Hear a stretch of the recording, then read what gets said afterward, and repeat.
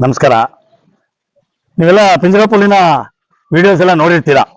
ಇತ್ತೀಚಿನ ದಿನಗಳಲ್ಲಿ ಹೋದ ವಾರದಲ್ಲಿ ಒಂದು ಮಹಿಳಾ ಮಂಡಲ್ ಅಂದ್ರೆ ಒಂದು 25 ಜನ ಹೆಂಗಸರುಗಳು ಬಂದಿದ್ರು. ಇಲ್ಲಿಗೆ ಬಂದಾಗ ಅವ್ರು ಏನ್ ಹೇಳಿದ್ರು ಅಂತ ಅಂದ್ರೆ, ನೋಡಿ ನಾವು ಇಲ್ಲಿ ಡೊನೇಷನ್ ಮಾಡಬೇಕು ಅಂತ ಇದೀವಿ, ನಾವು ಎಲ್ಲ ಮನೆಗೆ ಹೋಗಿ ಭಜನೆ ಮಾಡಿ ಒಂದು ಮನೆಗೆ 1-1.5 ರೂಪಾಯಿ ತಗೋತೀವಿ, ಆ ಥರ ಎಲ್ಲ ಒಂದು ಭಜನೆ ಮಾಡಿ ಇಕ್ಕಟ್ಟ ಮಾಡಿರುವಂಥ ದುಡ್ಡನ್ನ ಗೋಶಾಲೆಗೆ ಕೊಡಬೇಕು ಅಂತ ಬಂದಿದ್ರು.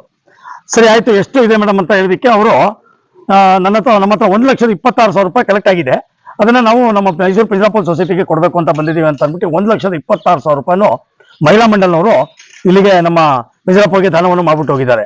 ಸೊ ನಾನು ಅದೇ ತರ ಏನ್ ಹೇಳ್ತಾ ಇದ್ದೀನಿ ಅಂತ ಅಂದ್ರೆ, ತಮ್ಮ ಆದಾಯದಲ್ಲಿ ಒಂದು 5% ಆದ್ರೂ ಮೈಸೂರು ಪಿಂಜರಾಪುಲ್ ಸೊಸೈಟಿಗೆ ನೀಡಬೇಕು ಅಂತ ಅಂದ್ಬಿಟ್ಟು ತಮ್ಮಲ್ಲಿ ಮನವಿಯನ್ನು ಮಾಡ್ಕೋತಾ ಇದ್ದೀನಿ.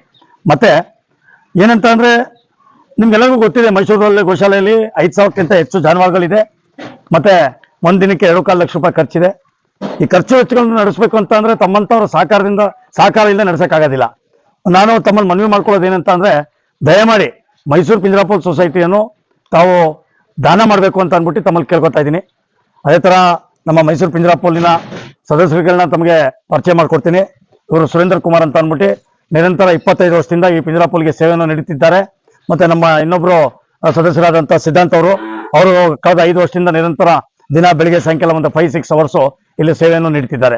ಕೊನೆಯದಾಗಿ ನಾನು ಮತ್ತೊಮ್ಮೆ ತಮ್ಮೆಲ್ಲರಿಗೂ ಕೇಳ್ಕೊಳ್ಳೋದೇನಂತಂದ್ರೆ, ದಯಮಾಡಿ ಮೈಸೂರು ಪಿಂಜರಾಪುಲ್ ಸೊಸೈಟಿಗೆ ಹೆಚ್ಚಿನ ದಾನವನ್ನು ನೀಡಬೇಕು ಅಂತ ಅಂದ್ಬಿಟ್ಟು, ಮತ್ತೆ ಆ ಗೋಮಾತೆಯ ಆಶೀರ್ವಾದ ಮತ್ತೆ ಕೃಪೆಯನ್ನು ಪಡಿಬೇಕು ಅಂತ ಅಂದ್ಬಿಟ್ಟು ಕೇಳ್ತಾ ನನ್ನ ಮಾತಿಗೆ ವಿರಾಮವನ್ನು ನೀಡ್ತಾ ಇದ್ದೀನಿ.